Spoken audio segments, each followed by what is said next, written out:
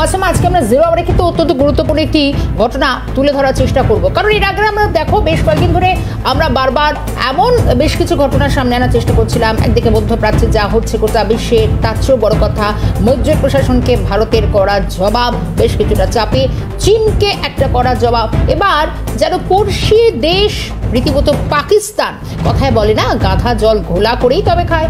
কেন কথা বলছি? কারণ রীতিমতো কিন্তু কয়েকটা বিষয় সামনে এসছে এবং বারবার আগাগোড়া আমরা দেখে এসেছি যে মাসুমা বারবার কিন্তু পাক অধিকৃত কাশ্মীর, যেটা বারবার ভারতও দাবি করে আসে তাদের নিজেদের অবিচ্ছেদ্য অঙ্গ বলে, এবার যেন কোথায় ঢোক গিলতে বাধ্য হচ্ছে পাকিস্তান। কেন? এবং প্রথমে লাহোর ঘোষণাপত্র, পাক অধিকৃত কাশ্মীর নিয়ে একাধিক বিষয় কিন্তু সামনে আসছে মাসুমা। একেবারেই শর্মিষ্ঠা, যে বিষয়টা প্রথমে লাহোর ঘোষণাপত্র ছিল, এবার পাক অধিকৃত কাশ্মীর নিয়ে একাধিক বিষয় সামনে আসছে এবং পাকিস্তান সরকার তারা কার্যত স্বীকার করে নিয়েছে যে এই পিওকে বিদেশি ভূখণ্ড। আর এখানেই প্রশ্ন, তার কারণ এ যাবৎকালে ভারতীয়রা বা ভারত থেকে একাধিক অভিযোগ তোলা হচ্ছে এই বিষয়টা নিয়ে। সেই অভিযোগে কার্যত কিন্তু শিলমোহর পড়লো বলা চলে। আর এই গোটা বিষয়টা নিয়ে শুরুতেই একটা প্রতিবেদন আপনাদের জন্য দেখুন।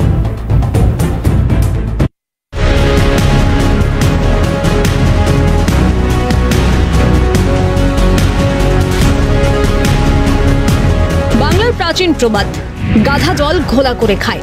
সাম্প্রতিককালে কি সে কাজ করছে ভারতের পড়শি দেশ পাকিস্তান? এই প্রশ্ন উঠছে কারণ দিন তিনেক আগে প্রাক্তন পাক প্রধানমন্ত্রী নওয়াজ শরীফের স্বীকারোক্তি, 1999 ইন্দো পাক লাহোর চুক্তি ভঙ্গ করেছিল তার সরকার। এবার তার ভাই শাহবাজ শরীফের সরকার অর্থাৎ পাকিস্তান স্বীকার করেছে পাক অধিকৃত কাশ্মীর বা পিওকে বিদেশি ভূখণ্ড। এখানেই স্পষ্ট পিওকের পাকে পাকিস্তান, পাক অধিকৃত কাশ্মীর গ্যারাকলে ইসলামাবাদ, বলছেন আন্তর্জাতিক সম্পর্ক বিশেষজ্ঞরা। শুক্রবার ইসলামাবাদ হাইকোর্টে একটি হলফনামা জমা দিয়েছেন সে দেশের অতিরিক্ত অ্যাটর্নি জেনারেল। হলফনামায় উল্লেখ, কাশ্মীরের যে অংশ থেকে কাশ্মীরি কবি এবং সাংবাদিক আহমেদ ফারহাদ শাহকে পুলিশ গ্রেপ্তার করেছে তা পাকিস্তানের অংশ নয়, বিদেশি ভূখণ্ড। আর এখানেই পিওকের গ্যারাকলে বিদ্ধ পাকিস্তান, বলছেন বিশেষজ্ঞরা। কারণ এই হলফনামা পড়ে আদালত পাল্টা অতিরিক্ত অ্যাটর্নি জেনারেলকে প্রশ্ন করে, পিওকে বিদেশি ভূখণ্ড হলে সেখানে কিভাবে পাক সেনা ও রেঞ্জার্স শিবির বাড়িয়েছে? কোন অধিকারে বিদেশি নাগরিককে গ্রেপ্তার করা হয়েছে? উল্লেখ্য, কাশ্মীরি কবি তথা সাংবাদিক আহমেদ ফারহাদ শাহ ফ্রি পিওকের দাবিতে বহুদিন সরব। পাক অধিকৃত কাশ্মীরে মানবাধিকার লঙ্ঘনের অভিযোগেও সরব ফারহাদ। সম্প্রতি তিনি নিখোঁজ হয়ে গেলেও জানা যায় পিওকের মুজাফফরাবাদের জেলে বন্দী তিনি। এবার সেই মামলা ইসলামাবাদ হাইকোর্টে উঠলে তাকে হাজির করানোর নির্দেশ পাক সরকারকে দেন বিচারপতি। সেই সময়ই পিওকে বিদেশি ভূখণ্ড দাবি করে অতিরিক্ত অ্যাটর্নি জেনারেল বলেন, পাক অধিকৃত কাশ্মীর যেহেতু বিদেশি ভূখণ্ড, তাই সেখান থেকে গ্রেপ্তার ফারহাদকে ইসলামাবাদ কোর্টে হাজির করানো যাবে না। আর এখানেই পাক সরকারের উদ্দেশ্যে তির্যক মন্তব্য আদালতের। পাকিস্তানের দ্বিচারিতাকে কাঠগড়ায় তুলে সরব আন্তর্জাতিক সম্পর্ক বিশেষজ্ঞরা। তাদের দাবি, জম্মু কাশ্মীর পুনর্গঠন বিল নিয়ে সংসদে আলোচনার সময় ভারতের স্বরাষ্ট্রমন্ত্রী অমিত শাহ দাবি করেছিলেন পিওকে ভারতের অংশ। সেই মোতাবেক 24টি বিধানসভা আসন পিওকের জন্য সংরক্ষিত করা হয়েছে। ভারতীয় সংসদকে জানিয়েছিলেন শাহ, অর্থাৎ ভারত তথা মোদী সরকারের অবস্থান সঠিক, এ যাবৎকাল করা দাবি সঠিক, সেটাই ঘুরিয়ে স্বীকার পাকিস্তানের শাহবাজ শরীফ সরকারের। মন্তব্য বিশেষজ্ঞদের। উল্লেখ্য, 1948 সালে পাক সেনা হামলা চালিয়ে রাজতন্ত্রের অধীনে থাকা জম্মু কাশ্মীরের অংশ জবরদখল করেছিল। পরে রাজা হরি সিং এর সঙ্গে ভারতের চুক্তি বলে পড়শি দেশের জবরদখলে থাকা ভূখণ্ডের কিছু অংশ মুক্ত করেছিল ভারতীয় সেনা। বাকি অংশ থেকে যায় পাকিস্তানের দখলে। সেই অংশই পাক অধিকৃত কাশ্মীর নামে পরিচিত। ক্যালকাটা নিউজ।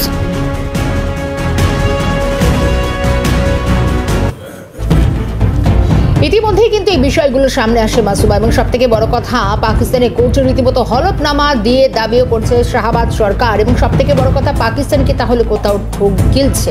এবং এখনো পর্যন্ত এই পাক অধিকৃত কাশ্মীর এবং এই পাক অধিকৃত কাশ্মীর নিয়েই এখন কিন্তু ভারত তাদেরকে অনেকটা সুবিধা হবে, এটাও কিন্তু এখন বড় সব থেকে বড় প্রশ্ন রয়েছে।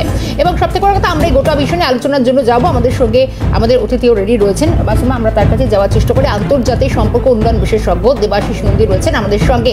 দেবাশিস বাবু, স্বাগত জানাবো আজকে জিরো আওয়ারে। আমি এবং মাসুমা রয়েছে, আপনাকে বেশ কয়েকটি বিষয় কিন্তু ইতিমধ্যে আমি একটু আলোচনার জায়গায় আসার চেষ্টা করব।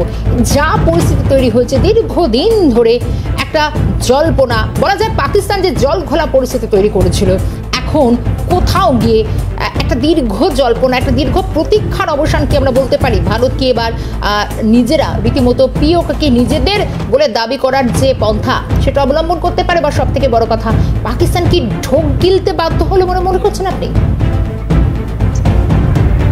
পাকিস্তান রাষ্ট্রটি জন্মলগ্ন থেকেই যে পদ্ধতিতে চলছে, সেটা একটা দিক হচ্ছে সন্ত্রাসবাদ, আরেকটা দিক হচ্ছে নৈরাজ্য, আরেকটা দিক হচ্ছে ল অ্যান্ড অর্ডারের অ্যাবসেন্স। এর জন্য কি হয়েছে যে পাকিস্তান, আমরা জানি স্বাধীনতার পর যে কাশ্মীরের রাজা হরি সিং এর কাশ্মীর ছিল, জম্মু কাশ্মীর তার একটা অংশকে দখল করে নিয়েছিল, এবং তারপরে তৎকালীন প্রধানমন্ত্রী নেহরু সেনাবাহিনী পাঠিয়ে হরি সিং এর সাথে চুক্তি করে কিছুটা অংশ উদ্ধার করতে পেরেছিল। তার পরবর্তীকালে যে উচ্চ অংশ যে রয়েছে কাশ্মীরের, সেটা হচ্ছে পাক অকুপাইড কাশ্মীর বলা হয়ে থাকে। ভারত দীর্ঘদিন ধরে দাবি করছে এই অংশ তার, অবশ্যই ভারতের অন্তর্গত, কিন্তু এই অংশটি পুনরুদ্ধার করতে পারেনি। এর জন্য কতগুলো কারণ রয়েছে। কারণ সেই অংশের যে জিওগ্রাফিক্যাল লোকেশন সেটা অনেকটা উচ্চতায়, ফলে পাকিস্তানের অংশটি অনেকটা জিওগ্রাফিক্যাল অ্যাডভান্টেজিয়াস পজিশনে রয়েছে, এবং পরবর্তীকালে চীনের যে মদত, মানে পাক অকুপাইড কাশ্মীরে আমরা জানি, এবং পরবর্তীকালে যে জঙ্গি নাশকতামূলক যে গোষ্ঠীগুলো রয়েছে, বিভিন্ন টেররিস্ট গ্রুপগুলো, তারা খুব অ্যাক্টিভ। এখন সেখানে মানবাধিকার লঙ্ঘনের ঘটনা ঘটেছে। বিভিন্ন সময়ে আন্তর্জাতিক মানবাধিকার সংস্থাগুলো মানে এই বিষয়ে সরব হয়েছে। পাকিস্তানে যে শান্তিকামী কিছু মানুষ মানবাধিকার কর্মী তারা সরব হয়েছেন, এবং এই আমরা দেখতে পাচ্ছি যে এর মধ্যে ওই পাক অকুপাইড কাশ্মীরের যে একজন বিখ্যাত কবি, তিনিও সরব হয়েছিলেন এবং তাকে গ্রেপ্তার করা হয়েছে। এবং ভারত কিন্তু বেশ কয়েক বছর ধরে দাবি জানাচ্ছে এই অংশটি আমরা আবার পুনরুদ্ধার করবো, এবং সেইভাবে স্ট্র্যাটেজিও নিচ্ছে। অর্থাৎ ভারতের যে দাবি সেটা সেই বিষয়ে মানে অবশ্যই কোনো সন্দেহের অবকাশ থাকে না, এটা ভারতের অংশ। এখন পাকিস্তানের প্রার্থী, পাকিস্তান দীর্ঘদিন ধরে অন্যায়ভাবে যেটা অকুপাইড করেছিল, এখন নেওয়াজ শরীফ বলে না, অন্যায় যদি কখনো হয় মিথ্যে, সেটা প্রকাশ্যে অটোমেটিক্যালি কোনো না কোনো সময় আসবে, সারফেসে আসবে। সেটা নেওয়াজ শরীফ নিজেকে বাঁচানোর জন্য তার যে অ্যাটর্নি জেনারেল সরকারের, তিনি নিজেই বলছেন এটা বিদেশি ভূখণ্ড, সেখানে পাকিস্তানের কোনো অংশ নয়। এখন পাকিস্তানের যেহেতু অংশ নয়, তাহলে সত্যি তাহলে সেখানে তো পাকিস্তানের পুলিশ বা সেনাবাহিনী সেখানে প্রবেশ করতে পারে না। অর্থাৎ তার যে বক্তব্য সেটা কিন্তু শুধু ভারতের মানে পক্ষেই গেল না, সেটা পাকিস্তানের যে ভাবমূর্তি, অর্থাৎ সে যে অন্য দেশের টেরিটরি জোর করে অকুপাই করে আছে, সেটা প্রমাণিত হলো ইন্টারন্যাশনাল কমিউনিটির কাছে। ফলে ভারতের আগামী দিনে যে দাবি, মানে পাক অকুপাইড কাশ্মীরের প্রতি যে দাবি, ভারতের দাবি, সেটা কিন্তু আরো জোরালো হবে, এবং ভারত আন্তর্জাতিক ক্ষেত্রে পাকিস্তানের বিরুদ্ধে চাপ সৃষ্টি করতে পারবে, এবং ভারতের ক্ষেত্রে এটা খুব ইতিবাচক হয়েছে। এবার পাকিস্তান সরকার এখন কিভাবে চলছে, একদিকে আর্থিক সংকট, অন্যদিকে ল অ্যান্ড অর্ডার নেই, এবং বিভিন্ন জঙ্গি নাশকতামূলক গোষ্ঠী বালুচিস্তানে তো রয়েছে, নর্থ ইস্ট ফ্রন্টিয়ার প্রভিন্সে রয়েছে, এবং পাকিস্তানের যে ইন্টার রিলিজিয়াস কনফ্লিক্ট, শিয়া সুন্নি, এবং পাকিস্তানের যে মানবাধিকার সংকট, এবং সার্বিকভাবে পাকিস্তানের একটা ফেল স্টেট। অর্থাৎ এই যে ফেল স্টেট, যারা নিজের শাসন কার্য পরিচালনা করতে পারে না, বিচার বিভাগের দুর্বলতা রয়েছে, এরকম একটি স্টেট এই সময় এরকম একটি কাণ্ড ঘটালো, ফলে পাকিস্তান কিন্তু আরো ব্যাকফুটে চলে যাবে বলে আমার মনে হয়। দেবশ্রী ঘোষ, তাহলে কি কোথাও আপনার কথা সূত্র ধরে যদি এভাবে দেখি যে রীতিমতো ইসলামাবাদ হাইকোর্টে অ্যাটর্নি জেনারেলের দেওয়া যে তথ্য বা যে হলফনামা দেওয়া হচ্ছে, তাতে যদি সত্যি যেখান থেকে ফরাদ শাহকে গ্রেফতার করা হচ্ছে এবং সেটা যদি বিদেশি ভূখণ্ড হয়েও থাকে, তাহলে তো প্রশ্ন উঠছে যে কোন নীতি, কোন অধিকার, কোন আইনের বলে তাকে গ্রেফতার করা হচ্ছে? অর্থাৎ দিনের পর দিন এই পাক অধিকৃত কাশ্মীর নিয়ে যে জলঘোলা পরিস্থিতি তৈরি করেছে পাকিস্তান, এবং তাতে কি আখেরে এখন দিনের পর দিন বা এই উদ্ভূত পরিস্থিতিতে পাকিস্তান কি নিজেই নিজেদের গ্যারাকলে বিদ্ধ হয়ে যাচ্ছে? অবশ্যই গ্যারাকলে বিদ্ধ হচ্ছে। দেখুন, এই সমস্যাটা দীর্ঘদিনের পাকিস্তানে, এবং 2009 সালে সেখানে ভোটাভুটিও হয়েছে, এবং পাকিস্তান এই সমস্যাটা কিন্তু ইয়ে রাখছে। যেটা বাংলাদেশ যে মানে বিভাজিত হয়ে যায় ইস্ট পাকিস্তান 71 সালে, তারপরেও দেখা যাচ্ছে বালুচিস্তানে এই সেম প্রবলেম রয়েছে। অর্থাৎ বালুচিস্তান যে স্টেট সবচেয়ে বড় প্রভিন্স, কালার স্টেট ছিল, দেশকে স্বাধীন রাজ্য ছিল। পরবর্তীকালে বালুচিস্তান কিন্তু পাকিস্তান অন্তর্ভুক্ত হতে চায়নি, এবং সেই সময়কার কালার স্টেটের যে নবাব তিনি বলেছেন আমরা ভারতের অন্তর্ভুক্ত হতে চাই, যদি জিওগ্রাফিক্যালি ওটা ইরানের কাছে গেছে। এবং এই যে পাক অকুপাইড কাশ্মীর এর একটা বড় অংশ কিন্তু পাকিস্তানে হ্যাপি নয়, কারণ তাদের কোনো উন্নয়ন নেই এবং তাদের এখানে মানবাধিকার লঙ্ঘন হয় এবং সেই এখানে জঙ্গি নাশকতামূলক কর্মকাণ্ড চলে, যারা কিনা মানে ক্রস বর্ডার টেররিস্ট অ্যাক্টিভিটিস করে আমাদের এই দিকের কাশ্মীরে চলে আসে। ফলে সেই মানুষ অসন্তুষ্ট, কারণ সেখানে উন্নয়ন নেই, সেখানে ল অ্যান্ড অর্ডার নেই, উপরন্তু সেটা একটা কলোনি হিসাবে ইউজ করে পাকিস্তান। ফলত সেখানে একটা বিদ্বেষ প্রবাহিত হয়ে উঠেই ছিল। সুতরাং পাকিস্তান নিজেই মানে এই বিপদ ডেকে এনেছিল, পাকিস্তানের ফেডারেল গভর্নমেন্ট অর্থাৎ কেন্দ্রীয় সরকার। অর্থাৎ এই দিনটা দেখার অপেক্ষা ছিলাম আমরা, অর্থাৎ এটা হতোই। কারণ হচ্ছে অন্যায় মানে টেরিটরি যদি অকুপাই করে থাকে তাহলে সেই জনগণ তো অসন্তুষ্ট হয়, যেই দেশ থেকে নিয়ে গেল টেরিটরি তারাও সন্তুষ্ট হয়। এবং পাকিস্তানের এই যে জম্মু মানে যেটা পাক অকুপাইড কাশ্মীর অংশের যে জনগণ তারা কিন্তু পাকিস্তানের সাথে হ্যাপি নয় এবং তারা কিন্তু আলাদা মুক্তি চায়, অর্থাৎ তারা যদি হয় তারা আলাদা স্বতন্ত্র ভাবে পাকিস্তান থেকে বেরিয়ে এসে থাকতে চায়। সুতরাং সেখানে এটা হওয়ারই ছিল। সুতরাং আমরা যদি পাকিস্তানের জনমত সার্ভে করি, বিশেষ করে পাক অকুপাইড কাশ্মীরের মানে একটা বড় অংশের জনমত তারা কিন্তু পাকিস্তানের মধ্যে থাকতে চায় না, they are not happy with the Pakistani system. একদমই তাই দেবাশিস ভাবে। এবং কয়েকদিন আগেও আমরা দেখেছি রীতিমতো এই তারা মুক্তির দাবিতে রীতিমতো জেহাদ পর্যন্ত ঘোষণা করছিলেন। তারা প্ল্যাকার্ড হাতে রাস্তায় বসে রাস্তায় দাঁড়িয়ে তারা বিক্ষোভ, রাতের পর রাত তারা বিক্ষোভ দেখিয়েছেন। দেবাশিস বাবু একটু সঙ্গে থাকুন। অর্থাৎ এখান থেকে কিন্তু একটা প্রশ্ন উঠছে মাসুমা, একটা বিষয় দেখো, রীতিমতো কোথাও কি মনে হচ্ছে যে পাকিস্তান নিজেই এখন জল ঘোলা করলো, আর এখানেই কি কোথাও ভারতের পক্ষে অনেকটা বেশ কিছু যে লাভ হতে চলেছে? এবার কি পিওকের দখল নেবে ভারত? এই প্রশ্ন কিন্তু একটা জোরালো হচ্ছে। পাক অধিকৃত কাশ্মীর বিদেশি ভূখণ্ড এবং চাঞ্চল্যকর দাবি যখন পাকিস্তান সরকারের, ইসলামাবাদ হাইকোর্টে হলফনামা শাহবাজ সরকারের, মুক্তির দাবিতে আন্দোলনে উত্তাল পাক অধিকৃত কাশ্মীর। আর এই গোটা বিষয়টা নিয়ে কিন্তু একাধিক প্রশ্ন উঠছে। ইসলামাবাদ হাইকোর্টে হলফনামা শাহবাজ সরকারের, নওয়াজ শরীফ সরকার এবং শাহবাজ সরকার তারা কিন্তু জানিয়ে দিয়েছেন যে এই পাক অধিকৃত কাশ্মীর বিদেশি ভূখণ্ড। আর এখানেই প্রশ্ন, বিভিন্ন প্রশ্ন উঠছে, যদি এটা বিদেশি ভূখণ্ড হয় সেক্ষেত্রে কিন্তু শর্মিষ্ঠা আরো একটা বিষয়, পাক সেনা এবং রেঞ্জার্স তারা শিবির বানায়, সেক্ষেত্রে যদি এই অংশ বিদেশি ভূখণ্ড হয় সেক্ষেত্রে তাদের শিবির বানানোটা কি যুক্তিগ্রাহ্য বিষয়? প্রশ্ন উঠছে নাকি? একদমই তাই। এবং কি কি প্রশ্নগুলো উঠছে, এবং পাক সরকারের চাঞ্চল্যকর দাবির পর কিন্তু একাধিক প্রশ্নগুলো এবার সামনে আসে, সেগুলো একটুখানি দেখানোর চেষ্টা করব। কারণ যে বিষয়গুলো, এবং এখানে প্রশ্ন উঠছে যে ভারত তাহলে পিওকে দখল নিতে চলেছে। এখানে কি এবার যে জল ঘোলা পরিস্থিতি তৈরি করেছে, জ্ঞানাকলে বিদ্ধ হচ্ছে দিনের পর দিন পাকিস্তান, পাক অধিকৃত যে ভূখণ্ড, এবং সেই ছবিগুলো আপনাদের দেখানোর চেষ্টা করি। কারণ পাক সরকারের চাঞ্চল্যকর দাবির পরেই কিন্তু এই প্রশ্নগুলো এখন সামনে আসছে।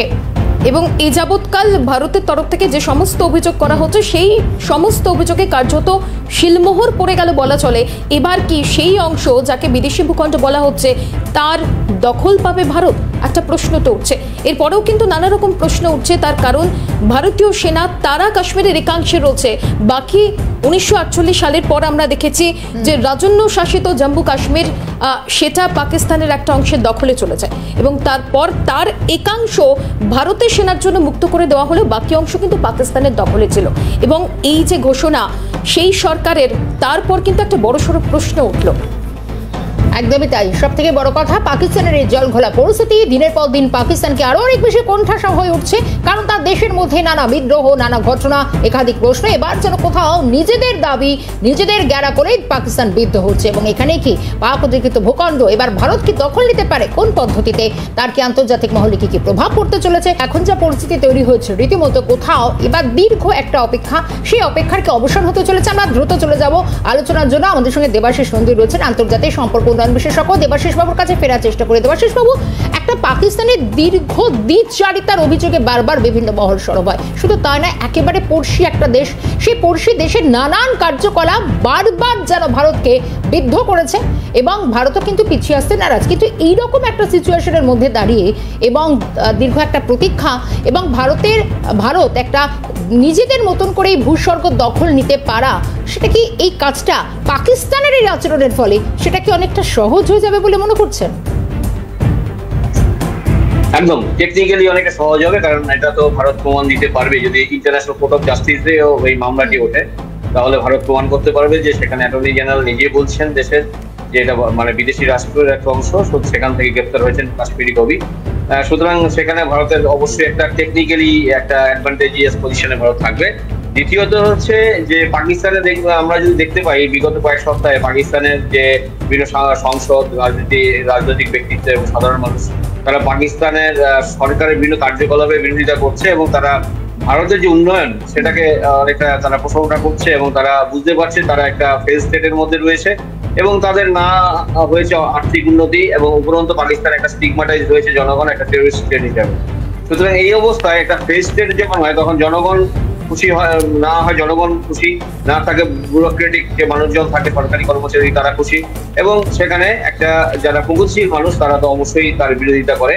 সুতরাং এমন একটি অংশে একদিকে পাকিস্তানের সাধারণ জনগণ বুদ্ধিজীবীদের একটা অংশ, একদিকে বালুচিস্তান যে প্রভিন্স বললাম পাকিস্তান টেরিটরি 43% অকুপাই করেছে, সেখানকার সকল বালুচ জনগণ এই পাকিস্তানের বিরোধী। এবং যদি আমরা দেখি নর্থ ওয়েস্ট ফ্রন্টিয়ার প্রভিন্স যেখানে রয়েছে যে পাখতুন জনগোষ্ঠীর একটা বড় অংশ পাকিস্তান রাষ্ট্রের বিরোধী। সুতরাং পাকিস্তান একদিকে উন্নয়ন না করা এবং বিভিন্ন এথনিক গ্রুপগুলো যে রয়েছে পাকিস্তান জনজাতি তাদেরকে গুরুত্ব না দেওয়া, অর্থাৎ একটা পাকিস্তানের জানতে হবে বিদেশের কারণ হচ্ছে পাঞ্জাব সেন্ট্রিক উন্নয়ন। যত উন্নয়ন পাঞ্জাব সেন্ট্রিক হয়েছে জনগোষ্ঠীর এবং পাঞ্জাবি জনগোষ্ঠীর বেশি প্রাধান্য পেয়েছে এবং সেখানে একদিকে মানে পার্সিয়াল ডেভেলপমেন্ট হয়েছে। এই উন্নয়নের একটা কারণ একটা হচ্ছে বিভিন্ন ভাষাভাষীকে সমান গুরুত্ব দেয়নি, 3 নম্বর হচ্ছে পাকিস্তানের যে করাপশন, এবং চতুর্থত অবশ্যই ল অ্যান্ড অর্ডারের অ্যাবসেন্স, যেটা আমরা বারবার দেখতে পাই। এবং সেটার একটা বড় কারণ হচ্ছে যে একটি রাষ্ট্র নিজে বিভিন্ন মিলিটেন্ট গ্রুপকে পোষে এবং মানে তাদেরকে ভরণ পোষণ করে। সুতরাং এমন একটি রাষ্ট্রের ভবিষ্যৎ অন্ধকার হবেই। সুতরাং পাকিস্তান নিজেই নিজের খবর খুলেছে। সুতরাং ভারত দীর্ঘদিন ধরে যে দাবি জানাচ্ছিল যে আমার টেরিটরিতে টেররিস্ট অ্যাক্টিভিটিস করে, ক্রস বর্ডার টেররিজম করে, বিভিন্ন সময় আক্রমণ করে, এটা তো প্রমাণিত যে 4বার ভারত আক্রমণ করে প্রতি 4বারই পাকিস্তান প্রথম করেছে, ভারত রিটালিয়েট করেছে। সুতরাং এই অবস্থায় ভারতের দাবি এবং ঐতিহাসিকভাবে স্বীকৃত যে মানে জম্মু কাশ্মীর তার আন্ডারে ছিল এবং সেখানে যে মানে দখল করে রাখে। এবার আসি যে কিভাবে দখল করতে পারে। যদি মনে হয় যে একটা মিলিটারি মিন্স অবশ্যই, কারণ এমনি পাকিস্তান কখনো ছেড়ে দেবে না।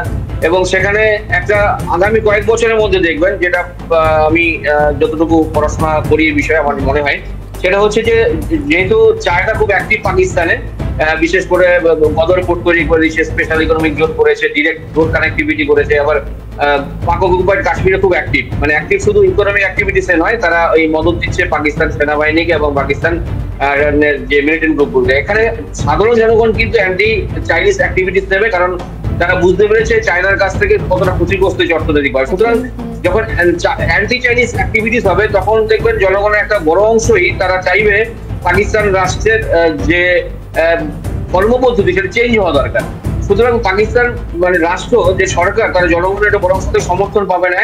2 নম্বর হচ্ছে যে চাইনিজ যে প্রভাব যখন কমে যাবে তখন অটোমেটিক্যালি ভারত কিন্তু সেই পাক অকুপাইড কাশ্মীরের একটা মানে ভারতের প্রভাব বিস্তার করতে সমর্থ হবে। দ্বিতীয়ত হচ্ছে যে ইন্টারন্যাশনাল কমিউনিটি যেটা রয়েছে সেখানে তো ভারত দীর্ঘদিন ধরে দাবি জানাচ্ছে, সেখানে সেই কমিউনিটিকে দাবি জানাচ্ছে এবং আন্তর্জাতিক বিচারালয়ে যদি মামলাটি নতুন করে ওঠে তাহলে কিন্তু একটা চান্স রয়েছে, কারণ মিলিটারি মিন্সে যেতেই পারে ভারত। তো পাকিস্তানও কিন্তু একটা কম সামরিক শক্তিতে কম বলিয়ান নয়, ইসলামিক স্টেটগুলোর মধ্যে সবচেয়ে বেশি শক্তিশালী সামরিক শক্তি হচ্ছে পাকিস্তানের। কিন্তু সামরিক বা মিলিটারি মিন্সে গেলে দুতরফের ক্ষতি হবে, যেটা না হয়ে যদি ডিপ্লোম্যাটিক্যালি হয় সেক্ষেত্রে একদম এক বাক্যে কি এটা আমরা বলতে পারি যে রীতিমতো কোথাও ভারতের যে দাবি সেটাকে ঘুরিয়ে নাক দেখানোর মতো কোথাও কি শাহবাজ সরকার সমর্থন, এবং সেটা মানসিকভাবে কি কোথাও পাকিস্তান জেরবার একটা প্রস্তুত হচ্ছে এবারই পাক অধিকৃত এই ভূখণ্ড নিয়ে, কোথাও কি মানসিকভাবে তারাও অনেকটা পিছিয়ে আসছে বলে মনে করছেন? ভারতের একদম এবং পাকিস্তান মানে রাষ্ট্র বিভিন্ন দিক দিয়ে বিপর্যস্ত বর্তমানে। অর্থাৎ একটি রাষ্ট্র যখন বিপর্যস্ত থাকে বিভিন্ন ভাবে অভ্যন্তরীণ ক্ষেত্রে এবং এক্সটার্নালি পাকিস্তানের গ্রহণযোগ্যতা কমে গেছে আন্তর্জাতিক মহলে, সুতরাং পাকিস্তান একটু চাপের মধ্যে রয়েছে।